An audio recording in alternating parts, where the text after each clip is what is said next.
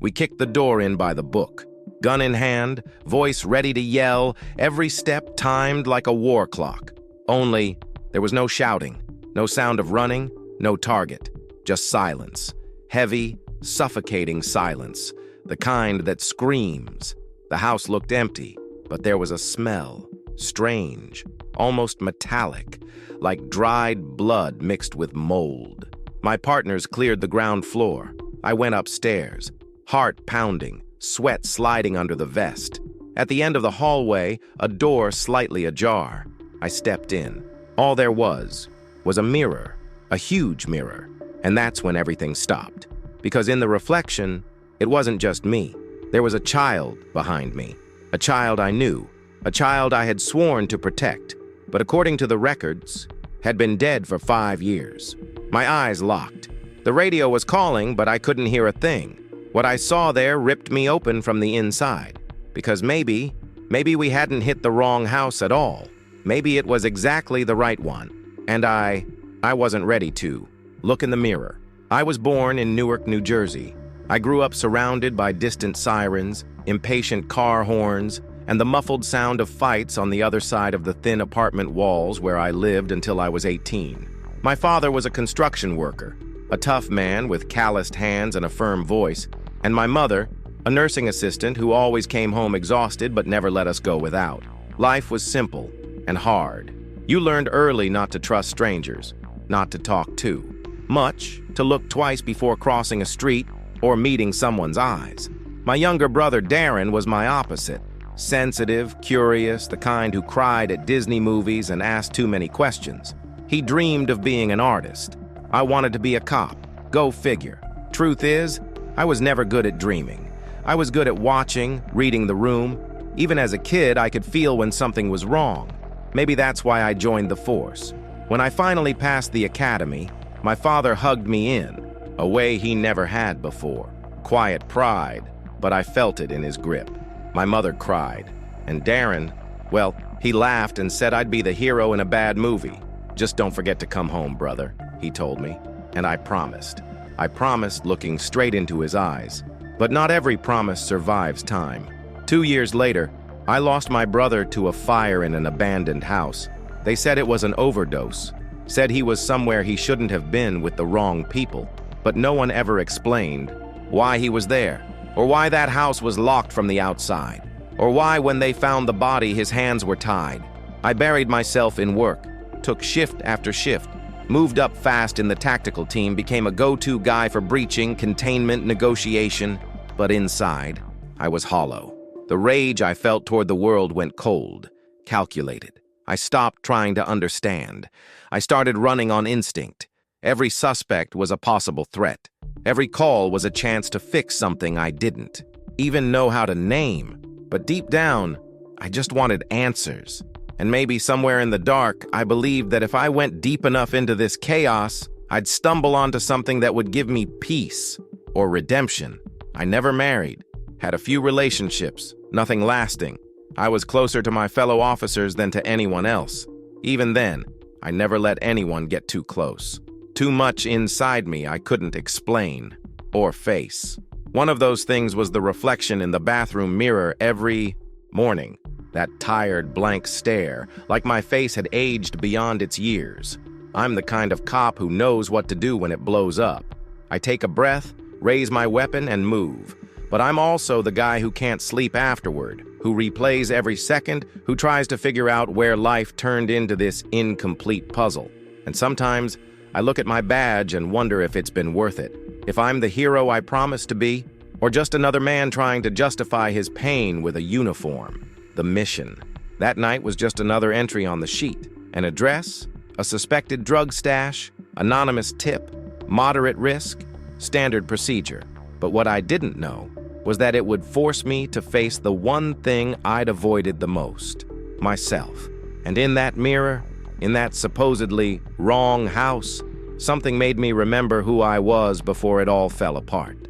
Something that was still alive. Something that had been screaming for me for years. I just never had the courage to listen. Until now. It was a Tuesday night. One of those days that feel wrong from the moment you wake up.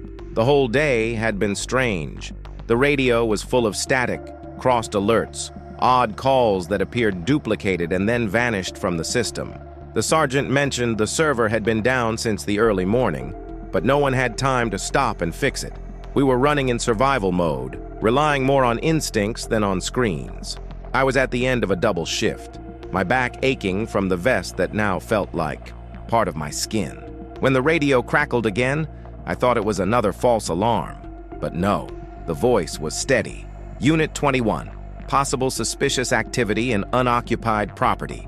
Address, 1428 Lakeview Drive. Incident classified as potential drug trafficking. Request immediate investigation, priority level 2, Lakeview Drive. The name lit something in the back of my mind, but I didn't have time to think. Protocol kicked in harder than memory. I jotted down the address, called the tactical team, and headed straight for the meeting point. The commander gave a quick, clipped briefing. Isolated property, recurring complaints, recommended rear entry. No clear external visuals. We arrived in convoy, headlights off, moving silent. The house sat drowned in heavy shadow, the kind that swallows light. Weeds pushed through cracks in the walkway, a fence lay broken, and an old swing creaked by itself in the wind. The kind of scene that knots your gut before you even step inside. No visible movement, but the silence was aggressive. Thermal sensors picked up no human heat signatures, then froze. Another system failure. The commander signaled we were going in anyway, and I went, like I always did. While the team set up gear, I kept my eyes on the facade. Something about that house unsettled me. It wasn't just the neglect. It felt familiar, like déjà vu scratching at the edges of my mind. I swallowed it down. Focus. Procedure. Clean op. The tip said the place was a temporary stash for narcotics. Moderate-level trafficking. Nothing too violent. On paper. But I've learned paper will say anything. In reality, the wrong door can cost you your life, or someone else's. Before the breach, I checked my gear. Glock off safe, flashlight mounted, retention holster locked. Partner on my left flank, another covering the rear. Everything by the book, rehearsed 1,000 times. But what you can't rehearse is what happens when reality spits back at you. The call had no traceable origin. It came through an encrypted anonymous channel, something that normally never hits us directly, always goes through central screening. But with the system down, it seemed filters were being skipped. And still, something told me that address wasn't random. While we positioned, the sergeant mentioned the place had been the site of an old incident years back, unresolved. I didn't ask for details, not then, because the time between the order and entry is short. You take a deep breath, glance at the partner beside you, tighten your grip on the weapon, and hope you make it home. The gate groaned when we opened it. The front door gave way easily, too easily, like it had been waiting for us. The radio popped again.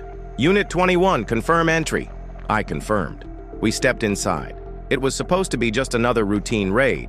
We expected the usual, poorly hidden drugs, maybe a scared teenager, or just an empty spot that smelled of urine and broken promises. But the house was clean, untouched, too quiet. And right there, in the exact moment we crossed that threshold, I felt it. This wasn't just another call. This wasn't just another forgotten address in the city. This house, somehow, already knew me. The patrol car stopped a block away from the target. I stepped out in silence, the way I always do in these situations. The street was almost dead. Not a soul in sight, no lights in the windows, just street lamps dripping weak light, one of them flickering every few seconds, like the neighborhood was breathing with difficulty. And in the middle of it all, the house. 1428 Lakeview Drive. From a distance, it looked like just another property forgotten by the city, pushed to the back of some registry no one ever reads. The paint on the facade was peeling, the window glass clouded with grime, the porch littered with dry leaves. But something was off. Something only someone used to seeing crime scenes would notice. The garden, for instance. The weeds had grown wild, but the grass near the front door was trimmed in a neat, deliberate strip. The doormat, though worn, was aligned, and the curtains, faded as they were pulled in a symmetry too precise to be coincidence, like someone lived there but wanted to pretend they didn't. I circled to the side with my partner Torres.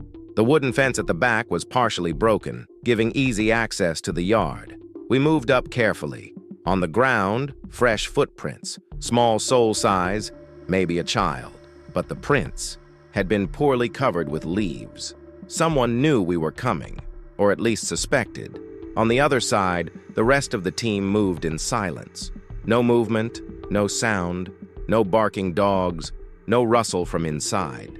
The silence was so absolute the air itself felt held in place. We shone our flashlights toward the windows. Inside, the lights were off, but there wasn't the dust buildup you'd expect from a long-abandoned place. One pane in the living room window was clean, as if it had just been wiped. That's when the knot in my stomach tightened again. This house wasn't abandoned. It was being watched and prepared. Across the street, I noticed a car parked. A dark gray sedan, license plates covered with dried mud. No one inside. It didn't look like it belonged to a neighbor. By now, the residents must have noticed us. But there were no shifting curtains, no curious eyes peeking out. It was like the entire block was holding its breath. Sergeant Jones gave the signal. Time to move in. I positioned myself at the front door while Torres covered the back. The doorknob was worn, but solid.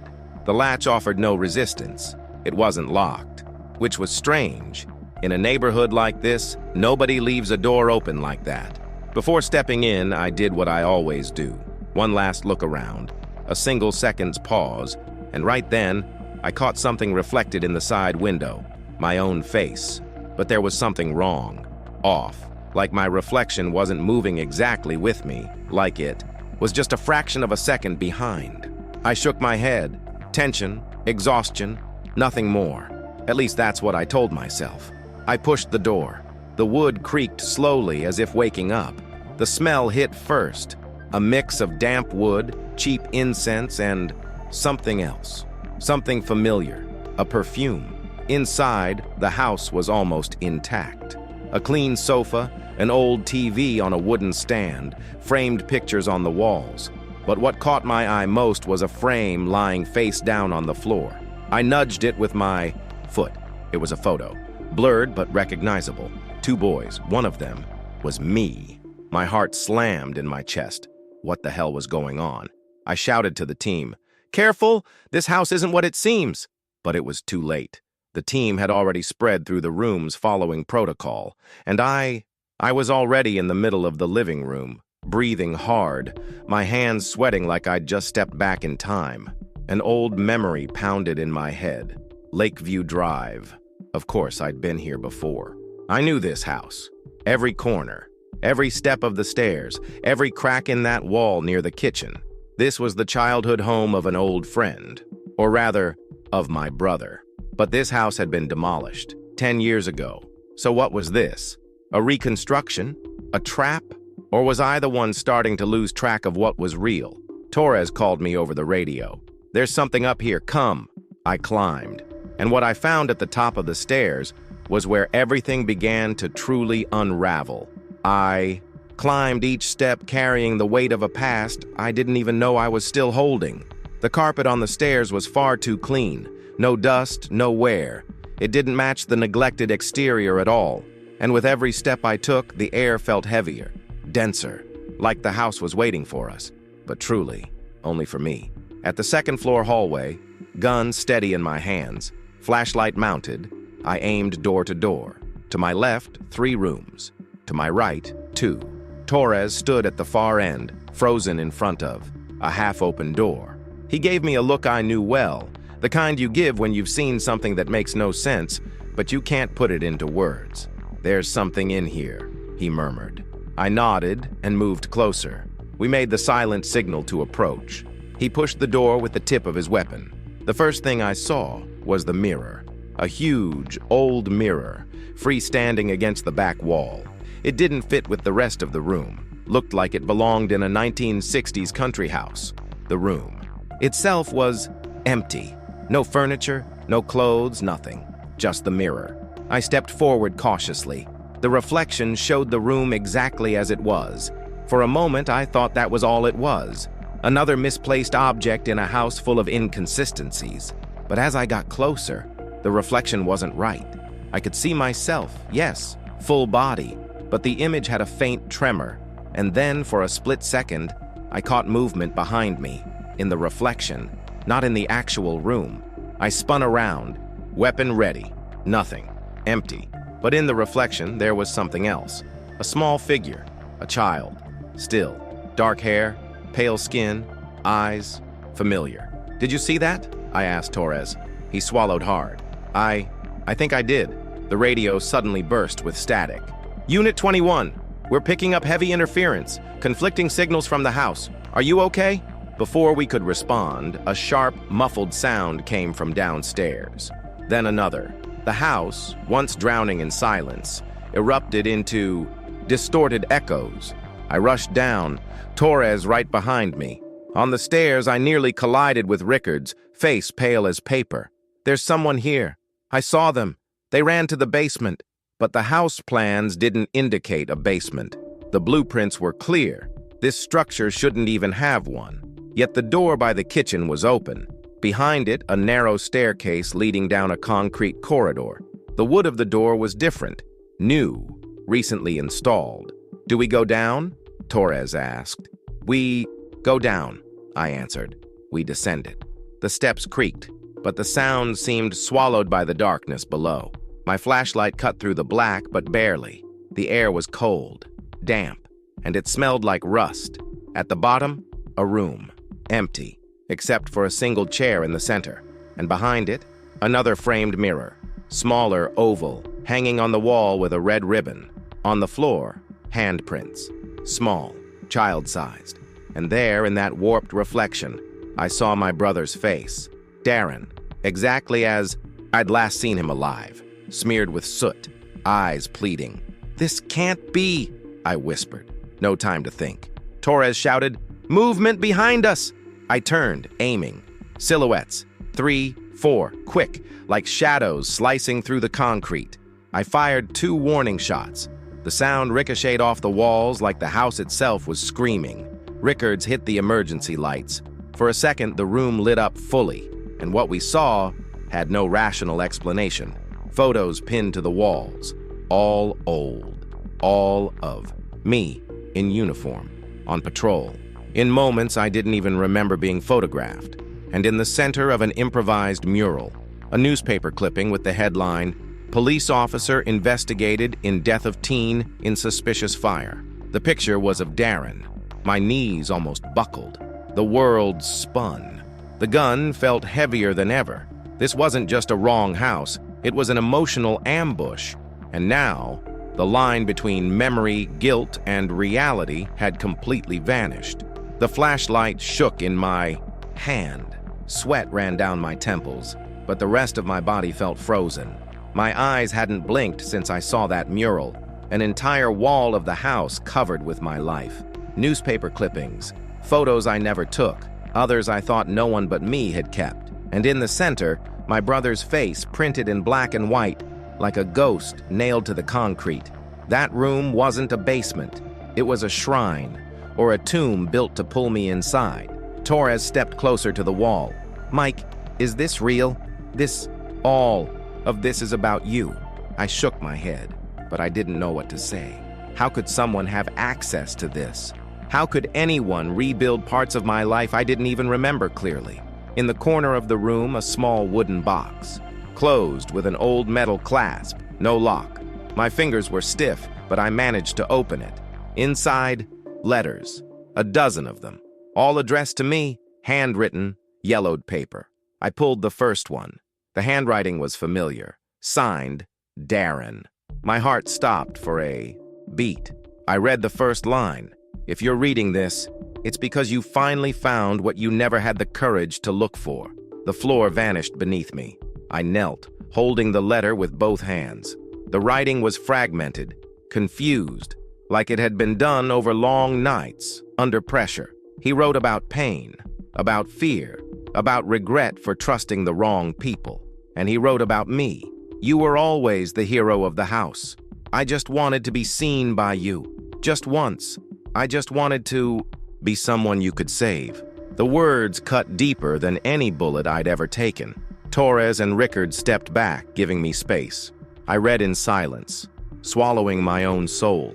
The last line froze me completely. They said that if I cooperated, you'd be spared. But it wasn't you who died in that house. The letters looked rushed, the ink smudged. But the message was clear. Someone had orchestrated everything. Darren didn't die the way they said.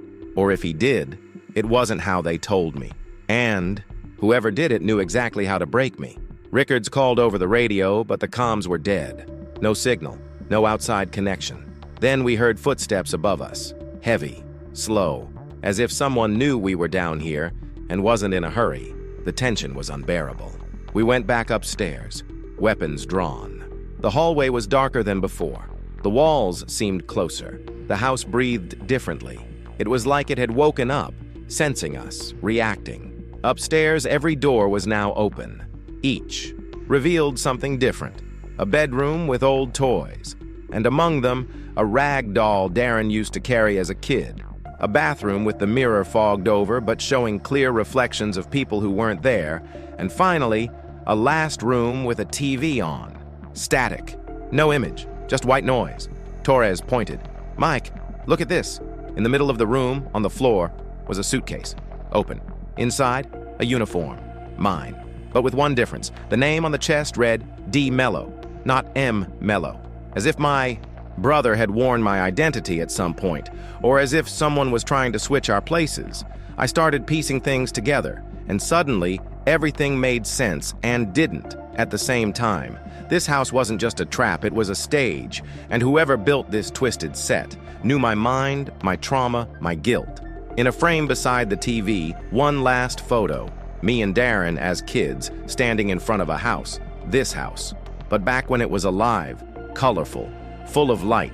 On the back of the photo, a handwritten sentence. "You came back to where it all began, but now, will you have the courage to finish it?" The truth hit me like a sledgehammer.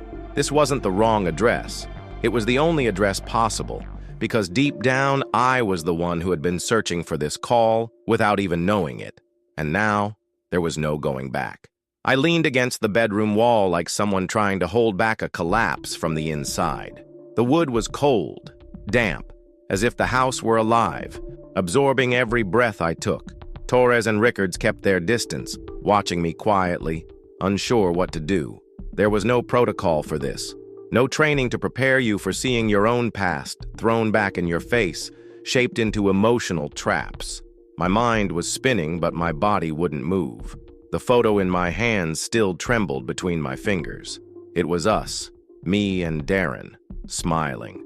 I remembered that day now, vividly. We'd made a promise. I was sure of it, that we'd never forget each other, never leave one another behind. A promise between brothers, naive, honest, and broken. The truth was, I did leave him behind. I spent years convincing myself I had no choice, that life went on, that it was my duty to protect others, to serve, to make sure no one else went through what we had.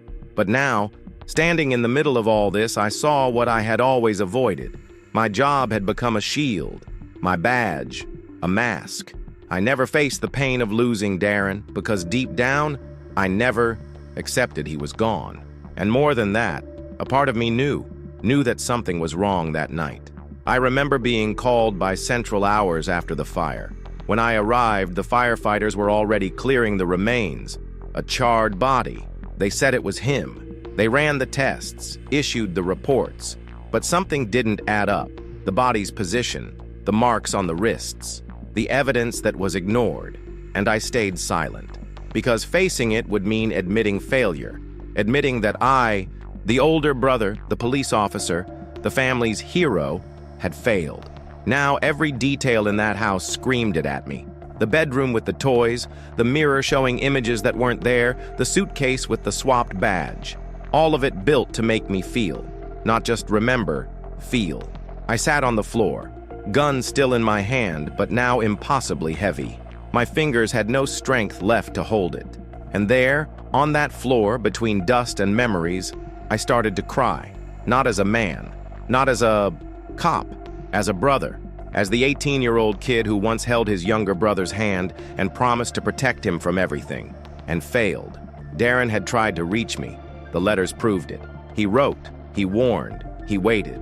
And I turned my back. I hid behind statistics, operations, medals, and silence. Torres approached, put a hand on my shoulder, didn't say a word. But in his eyes, I saw something that broke me even more. Compassion, not pity, compassion. That pain you only recognize when you've lost something too. "Mike, what is this house to you?" he asked. I took a deep breath. "It's everything I've avoided, everything I never wanted to see again, but it's also where it all started, and maybe where it all has to end." He nodded. We stayed there in silence. Rickards moved away to keep watch, but I knew the real enemy wasn't out there. It was here, inside me. The guilt, the omission, the fear. Every time I raided a house, every time I put a suspect on the ground, every time I came back from the streets with adrenaline still pumping, a part of me screamed inside, asking why I never fought that hard for him. This house, this theater of pain and memory, wasn't just a location. It was the mirror of my soul. And for the first time in many years, I saw my own reflection in full. Not the man pretending to be in control, but the scared kid who just wanted to save his brother, and now had to save himself too. And to do that, I'd have to keep going, go deeper, face whatever was waiting behind the next door, even if it cost me everything. I rose from the floor with trembling knees and a mind in pieces, but with a clarity I hadn't felt in years. That moment, that exact second, was a crossroads. I could keep hiding behind the badge, shoving this pain into the basement of my memory, or I could finally face it all, head on. Torres was watching me closely. He didn't say a word, just waited. Rickards was already positioned near the stairs, weapon trained on the empty space. The radio was still dead, like the outside world had forgotten we existed. But I knew the house wasn't finished yet. This wasn't just a physical place, it was an emotional labyrinth built for me. I looked again at the suitcase with the uniform. I took the badge with the name D. Mello and slipped it into my pocket. It wasn't a trophy, it was a debt, a reminder of what I owed, not just to Darren, but to myself. "I'm going all the way," I said quietly. Torres just nodded. He already knew. We went back down to the basement. The flashlight flickered, like even the light was afraid of what waited for us. But the room from before had changed. Now there was a door of dark, solid wood that hadn't been there before.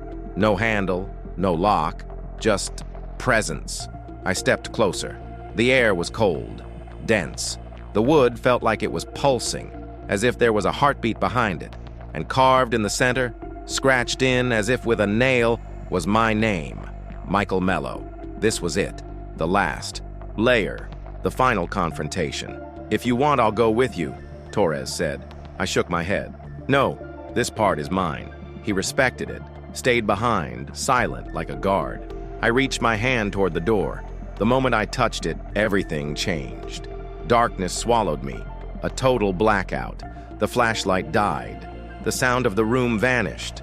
I stood in absolute silence, swallowed by a void that felt endless. And then the door opened on its own.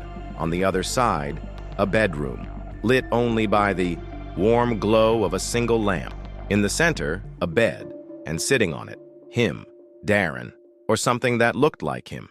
Same face, same eyes, but older, like time had passed differently for him. He looked at me without fear, without anger, only sadness.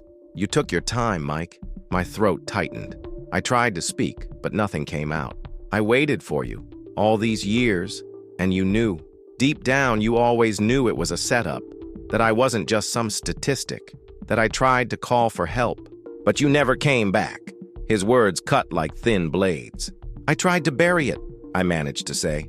"Tried to move on, but I didn't know how to come back. Not after what happened." He stood up, walked toward me, stopped a few steps away. "You have a choice now. You can walk out of here and pretend this never happened. Go back to your life. Keep carrying this weight. Or you can do what you should have done from the start." "What?" I asked. Tell the truth. The lights around us began to flicker. The house shook. Torres's voice echoed faintly from somewhere far away, calling my name, but it all felt distant. "Darren, are you alive?" He smiled, a sad smile. "It doesn't matter anymore. What matters is what you do with what you know." And then he was gone. His image dissolved like smoke. The door behind me slammed shut. The whole house trembled. It was now or never. Either I accepted what I was, faced my failure, my omission, my pain, or I stayed here forever. I screamed, a scream from deep, inside, breaking years of silence, tearing down the wall between guilt and redemption. And in the next second, the house went quiet. Torres was pulling me up the stairs, saying my name. I collapsed into his arms, gasping for air, but with a relief I'd never known. I'd made my choice, and it was the right one. From here on out, nothing would ever be the same. When I came to, I was still on the basement floor, Torres holding me by the shoulders and Rickards with his weapon up, covering the rear. My ears were still ringing, my vision blurry, my whole body aching like I'd been through an emotional earthquake. And maybe I had. Torres looked at me like he'd just seen someone return from a place most never come back from. "You okay, Mike?" I shook my head slowly. "No, but I think now I'm alive." There was no time for more. The radio came back to life all at once, blaring at full volume with frantic voices. "Unit 21, respond. We detected heavy interference on your signal. Support team is Nandi. Route, what's your status?" Torres answered. "The house is secure, but we have an extremely atypical situation here. Requesting full forensic sweep, psychological support, and complete perimeter lockdown." While he spoke, Rickards pointed toward a corner of the basement, a false panel recently installed, leading to a hidden crawl space. Inside, evidence, documents, old tapes, letters, personal items of Darren's that could never be there, unless someone had collected them over the years. It was like a private archive of my life, of our life. We found copies of the letters, records of calls that never reached me, tampered forensic reports, even a photo of the body found in the fire. And comparing it to Darren's features, it was obvious. That wasn't him. My head was spinning, but I knew what I had to do. Minutes later, backup arrived. Patrol cars, crime scene techs, command staff, even the department psychologist. The house was sealed, perimeter locked. The commander came in, pulled me outside, still shaking but on my feet, and looked me dead in the eyes. "What happened in there, Mello?" I took a deep breath. For a second, I thought about lying, simplifying, saying it was just a house used by some sick group, a twisted prank. But for the first time in years, I didn't want to hide. This house is part of my story, and there are things inside it the department needs to see, things the world needs to know. My brother, Darren, he didn't die the way they said. Everything was manipulated. The commander didn't speak, just nodded and signaled for forensics to begin. They led me to a patrol car for a checkup. Someone handed me a thermal blanket, a cup of water. My hands still shook. Torres stayed by my side the entire time. Silent, steady. "You did what had to be done, Mike, and not just as a cop, as a brother." I closed my eyes for a moment, saw Darren's face, the bedroom, the mirror. In that house, someone had tried to bury the truth, but someone else had left the right clues to bring it back. Maybe Darren himself, maybe someone who knew and wanted me to have a chance. The media arrived fast. Helicopters overhead, cameras pointed our way. A reporter shouted through the barrier, "Officer Mello, is this house connected to an old crime scene?" I looked at him, said nothing. But inside, I had already decided. I was going to tell everything. Not just to my superiors, but to the public, to the world. Because this wasn't just my pain anymore. It was an entire system that needed to be exposed. On the way back to the precinct, the city lights flashing past the car window, I knew that night was the start of something much bigger. The operation officially closed at 03:47 hours. The house was sealed, the documents collected, and my spotless record now had a new entry. Formal statement against the official report of Case 789F. I heard whispers in the hallway, saw the looks. Some judged me, others respected me. But I didn't care anymore. The truth hurts, but hiding it hurts more. And I'd already bled too much inside to stay silent any longer. It was past 4 in the morning when I sat in that interrogation room, a room I knew all too well. I'd spent countless hours there on the other side of the table, questioning suspects, picking apart contradictions, digging for truths buried behind calculated silences. But that morning, I was the one in the cold metal chair, staring at a blank wall, with my own demons knocking at the door. The commander still hadn't spoken to me. The department's psychologist had done a quick assessment, scribbled a few notes, and said, "It might be good to talk in more detail later." I just nodded, but the only conversation that mattered was still to come, and it did. When the door opened, I expected anyone, a superior officer, someone from internal affairs, maybe a forensic liaison. But who walked in was her, Detective Rebecca Langdon, a veteran, respected, and by a cruel twist of fate, the same investigator who years ago had signed the closure of Darren Mello's case. She sat across from me with a sharp, deliberate calm, placed a worn file on the table between us. On the cover, my brother's name, faded with time. "I asked to be the one to talk to you, Mike," she said plainly, "because I owe you the truth." I stayed silent. She exhaled. "I remember the case. I remember your face that night. You weren't part of the team, you couldn't work it, but you showed up anyway. You had the devil in your eyes. I thought it was just grief, but today, I know it was more than that." She opened the file and pulled out an envelope stapled to the inside pages. Inside were copies of photos of the body that had been identified as Darren, and with them, an internal forensic report that was never attached to the official file. This document, Mike, it should never have been ignored, but it was. I found out months later that the original report had been replaced. Pressure from above, orders. They said the case had to be closed quickly, that the kid was just another junkie in an abandoned house, and that you, being a rookie, didn't need that weight on your record. She looked me straight in the eye, sincere but heavy with regret. I stayed quiet. I thought I was protecting you, your career, your stability. You destroyed the truth, I murmured. I know, and since then, I haven't slept right. We sat in silence, the kind that burns. Then she pulled out a second envelope, this one newer, crisp. Inside, a USB drive. This came to me anonymously yesterday. Videos, audio clips, fragments of letters. Someone recorded you in that house and recorded Darren. My heart locked. "Is it him?" I asked, almost whispering. "I think so, at least for a few seconds. He appears, he speaks, he's scared. He says your name, tells you to see the mirror." Rebecca placed the USB on the table. "This changes everything, not just for you, for me, for the department." She leaned forward.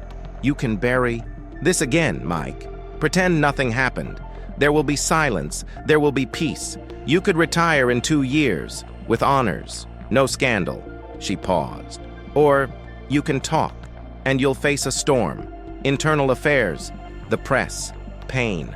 The weight of the choice hit me like lead, but I'd already decided back in that house. I took the USB, gripped it tightly. "I'm going to talk." Rebecca nodded, tears welling in her eyes. "Then I'll stand with you, all the way." In that moment, something shifted. Because it was no longer just about me. It was about how many other cases had been buried. How many Darrens had vanished into dark corners while reports were rewritten. And more than that, it was about giving a voice to those who never had a chance to speak. The conversation ended with a firm handshake. But inside me, something had finally been set free. Because sometimes the truth doesn't just save the one who hears it. It saves, above all, the one who finally decides to tell it. They say, every cop carries ghosts. Some learn to live with them, others pretend they don't exist. I carried mine for far too long without realizing he wasn't just a specter from the past. He was a scream that had never been heard, smothered by bureaucracy, by haste, by the cowardice of those who should have pursued justice, including me. In the days that followed that night, I found myself standing in front of mirrors, both real and symbolic. I handed over the USB to Internal Affairs. I gave my full statement, with every detail of what I saw, what I felt, and what I discovered in that cursed house. Some called me crazy. He's emotionally unstable, they said. He had a breakdown, they whispered in the hallways. But none of that reached me anymore, because I knew the truth, and it was no longer mine alone. I spent nights rereading Darren's letters, now in the hands of the forensics team, fragments of his pain, scattered on paper stained with time. He wrote about fear, about abandonment, about being manipulated by people he thought were friends. He wrote about how he tried to protect himself, how he ran, how he was used. And most of all, he wrote about me. You were always the strong one, the one who could handle everything. But I just wanted to tell you, you didn't have to be strong all the time. That line burned into me like a branding iron. Because for the first time in my life, I understood that being strong isn't about staying silent. It's not about ignoring. It's not about shoving pain down deep and moving forward with a gun in your hand as if that shields you from the world. Being strong is facing the past with your eyes open, admitting you were wrong, that you ran, that you failed, and still continuing on. After the exposure of the house and the resurfacing of the hidden evidence, the department officially reopened the investigation into Darren's death. The case was reclassified. The forensics confirmed the body in the fire was not his, the victim's. Identity remains unknown, which opened another Pandora's box. But for the first time, my brother's name was removed from the list of overdose deaths in abandoned houses and placed in missing persons with evidence of concealment and fraud. It's not much, but it's a start. I went back to the house. No uniform, no vest, no gun, alone. It was empty, sealed with crime scene tape. But I went in anyway. I went in because I needed to see that mirror again. The same room, the same reflection, but something had changed. The man staring back at me now was me, whole, with the scars showing, with tired eyes, but alive. I stayed there for minutes, maybe hours, until, in a final gesture, I pulled the badge with D. Mello, the one I found in that suitcase, from my pocket and left it there, leaning against the frame, as if to say, I saw you, I heard you, and now you're free, and so am I. Since then, my life hasn't gone back to normal, and I don't want it to. I've been getting messages from other officers, from mothers, brothers, people who also lost someone under suspicious circumstances, people who lived years suffocating doubts, who recognized in my story a crack through which they could reach for answers. I was called to testify at a public hearing on failures in missing persons investigations. For the first time, I wore my badge not as armor, but as a banner. I spoke with a steady voice, and I walked out lighter than I walked in, because transformation doesn't happen in a single magical moment. It's slow, painful, a process, but it starts when you stop running and face the reflection, with all its cracks, with all its truth, and still choose to move forward. The official closure of Incident 1428 LD was logged into the system at 06:12 the following morning. But for me, it will never be just another filed report. That call changed everything. It changed how I see the truth, justice, and most of all, myself. The paperwork read, location inspected, perimeter secured, materials collected, indicators of historical crime with suppression of evidence, incident reclassified as missing person investigation with aggravating factor of evidence tampering, cold, technical, surgical, as if that were enough. While the system cared about stamps and labels, I watched what no report could record. Faces, the expressions of the investigators who went into that house after us. None of them came out the same. Some left in absolute silence, others traded. Quick, tense words. No jokes, no cynicism. Everyone felt it, because the place had a soul, a wounded soul. The house, once fully processed, was permanently sealed. There were signs of recent tampering, hidden cameras, audio devices, encrypted digital files. At some point in the last few years, someone had used that property for something more than a stash. We still don't know who reactivated it, or how, but it was clear someone wanted me to find it, wanted me to see everything, and maybe wanted me to decide what to do with it. Back at the precinct, I filled out the final report with a steady hand. Torres sat beside me, just like he had since our first patrol together, loyal to the end. "Are you going to write it all?" he asked. For the first time, yes, all of it. I wrote line by line with the precision of someone carrying every detail as a scar. I documented the sounds, the smells, the voices, the objects. I wrote about the mirror, the mural, the photo. I wrote about my brother. Officer Michael Mello acknowledges for all legal and ethical purposes that the incident in question transcends conventional operational boundaries, being a rupture point between past and present, between omission and truth. That's how I ended the document. I printed it, signed it, and filed it. Then I walked to the break room. Strong coffee, the weight of the night still in my body. But there was something new in the air, a strange lightness, like taking off a lead vest you didn't realize you'd been wearing for years. Rebecca Langdon showed up later that morning. She walked to my desk and set down a brown envelope. Inside was a letter she had written to the district attorney's office recommending the official reopening of Darren Mello's case based on the new evidence, videos, and witness statements. "This is to make sure they don't bury it again," she said. "Now that you've pulled out the first brick, the rest will fall. And you? Will you stand with me on this?" She smiled. No cynicism.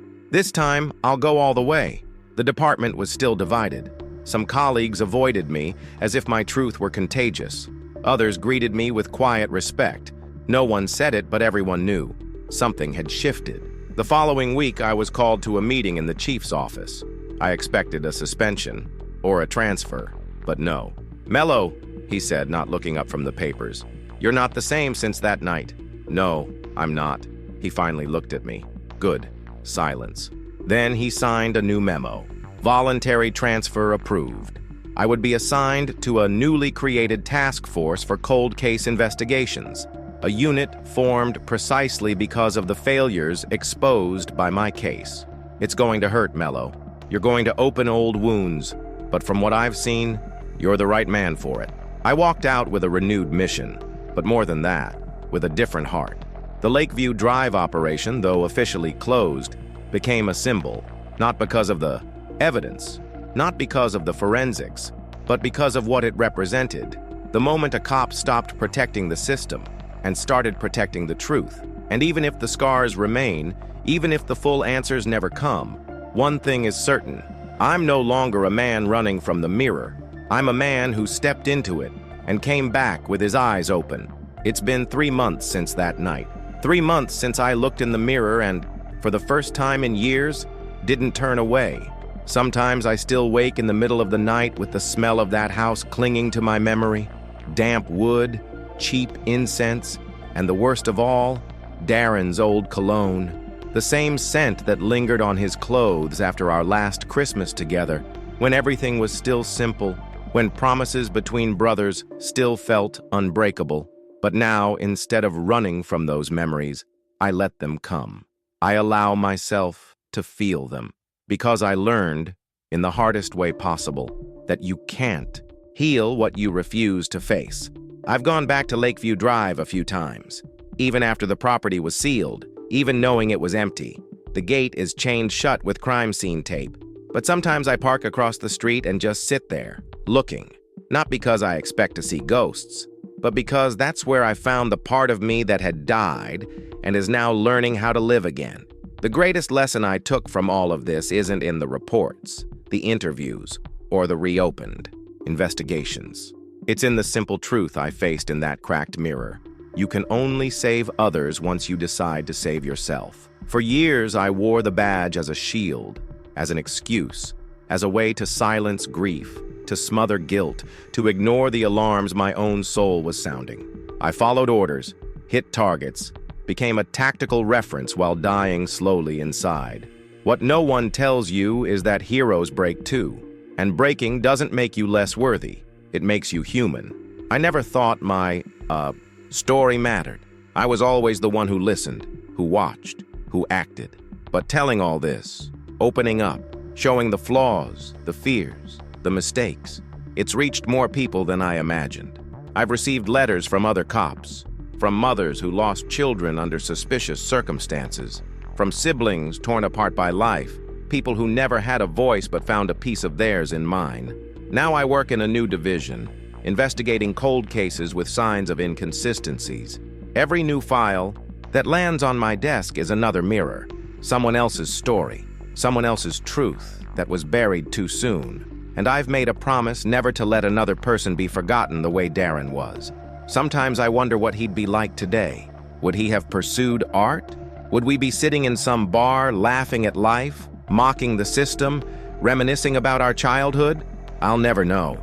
But I do know that in some way, he still walks with me, not as a shadow, but as a light. He taught me the difference between being strong and being truthful. And if you've made it this far, if you've carried a similar pain, if you have too many ghosts and too many locked rooms inside you, I'll tell you what I've learned. Don't run from the mirror, no matter what it shows you. Face it, even if it hurts, even if it knocks you down, because only after that can you rebuild, and rebuilding hurts, but it's the only pain worth enduring.